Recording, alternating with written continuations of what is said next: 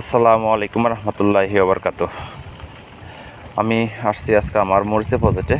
তো এই সকাল থেকে রাত থেকে প্রচুর বৃষ্টি, যার কারণে আমি আসছি আমার এই প্রজেক্টে দেখার জন্য।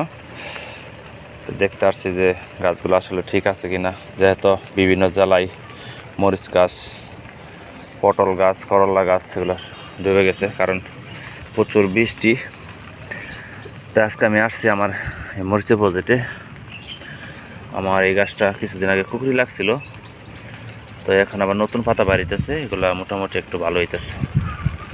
যাই হোক, আমার গাছ এখন পর্যন্ত সমস্যা হয় নাই বৃষ্টির কারণে। যা হওয়ার যে এগুলা 2-4টে গাছ আগে মারা গেছে, এটা প্রচুর খরা আর এবং বৃষ্টি ছিল 2টার কারণে। তো মোটামুটি আমার গাছ আজকে এই যে বৃষ্টির ভিতরে আমি ছাতা নিয়ে আসছি, দেখতে আসছি যে গাছের মরিচের সাইজগুলো কীরকম হয়েছে। মরিচের বাজার কিন্তু বর্তমানে সেঞ্চুরি ওভার। তো এই যে মরিচে মাশাল্লাহ, এই যে খুব সুন্দর সাইজের মরিচ, এটা কারেন্ট মরিচ। তো একটু দেখানোর চেষ্টা করি। মরিচ আসছে ভালোই, এরকম প্রতিটা গাছেই মোটামুটি ভালো মরিচ আসছে। জানে আবার বৃষ্টি আবার আসতেছে, আকাশের অবস্থা খুবই খারাপ। তো একটু পর পর বৃষ্টি আসতেছে। তো এই একটা গাছ মারা গেছে, এটা বৃষ্টির আগে মারা গেছে, মানে বৃষ্টির পর আর কোনো গাছ মারা যায় নাই এখন পর্যন্ত। তো মোটামুটি গাছগুলো খুবই ভালো আছে। আপনারা সবাই দোয়া করবেন ইনশাল্লাহ। তো মরিচের বাজারও আস্তে আস্তে বাড়তেছে। তো আশা করি যদি মরিচ গাছ টিকে তাহলে ইনশাল্লাহ ভালো, এখান থেকে একটা ভালো বাজার পাবো, ভালো দাম পাবো মরিচের। তো সবগুলা গাছে কিন্তু ওরকম ফল সেট হয় না এখনও, মানে হইতেছে আর কি। তো কিছু কিছু গাছে আর কি যেরকম ভিতরে দেখা যায় না, এরকম ভিতরে মরিচগুলা। তো আর এগুলো হচ্ছে ছোটো গাছ, ছোটো গাছও আছে, তবে ছোটো। তো সপ্তাহখানি গেলে হয়তো আমি এখান থেকে মরিচ হারভেস্ট করতে পারবো, আর ভালো একটা বাজার পাবো ইনশাল্লাহ।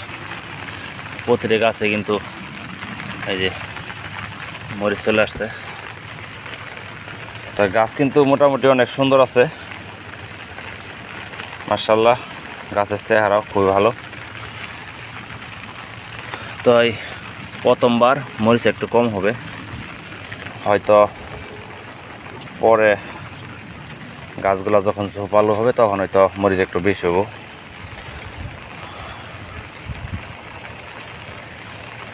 তো গাছ কিন্তু মোটামুটি অনেক সুন্দর আছে ইনশাআল্লাহ। এই যে মরিচগুলো, এগুলো হয়তো 4-5 দিন গেলে হয়তো হারভেস্ট করা যাইতে পারে। সব গাছে মোটামুটি মরিচ এই যেরকম আছে। এই যে একটা গাছ মারা গেছে, এই গাছটা মূলত বৃষ্টির আগে মারা গেছে, বৃষ্টির পরে কোনো গাছ মারা যায় না এখন পর্যন্ত। এই যেরকম গাছ সবই সুস্থ আছে, এই যেটা বৃষ্টির আগে মারা গেছে। তো 10-12টা গাছ এর আগে ভিডিওতে বলছিলাম যে 10-12টা গাছ মারা গেছে আমার। তো ওই 10-12টা গাছ এরপর আর মারা যায় নাই। তো এখানে আমি কিন্তু শিডিউল স্প্রে করি নিয়মিত। যাই হোক, শিডিউলভাবে যত স্প্রে করতেছি, গাছগুলো মোটামুটি যে গোড়াটা দেখেন একবারে। আর আমার জায়গাটা হচ্ছে উঁচা একটা জায়গা, এটা গাজীপুরের ভিতরে।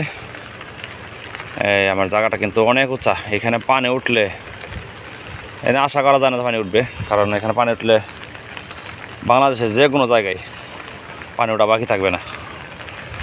যাই হোক, সবাই দোয়া করবেন আমার এই প্রজেক্টের জন্য। তো একটা বিষয় বলি যে বিভিন্ন জেলায় যে আমাদের কৃষকগুলা যে ক্ষতিগ্রস্ত হয়েছে, তাদের জন্য একটু দোয়া করবেন আপনারা, কারণ আমি একা বাঁচলে হবে না, সবারই বাঁচতে হবে। তো আজকের মতো এখানে ভিডিওটা শেষ করলাম। আসসালামু আলাইকুম রহমতুল্লাহি ওয়া বারাকাতুহু।